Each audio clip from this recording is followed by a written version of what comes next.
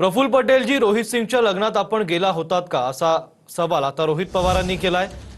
त्या लग्नात कोणत्या पक्षाचे नेते होते ते लोकांना सांगा असं आवाहन आता रोहित पवारांनी केलंय। रोहित पवारांनी प्रफुल्ल पटेलांना पहिल्यांदाच नाव घेत थेट सवाल केलाय। तुम्ही स्वार्थी आहात की अजितदादा प्रेमी हे महाराष्ट्राला सांगा असं रोहित पवार म्हणतायत। तर उद्या पत्रकार परिषद घेऊन स्पष्टीकरण द्याल ही अपेक्षा करतो असं आवाहनही रोहित पवार यांनी केलंय। तर रोहित पवारांनी काय ट्विट केले ते पाहूयात।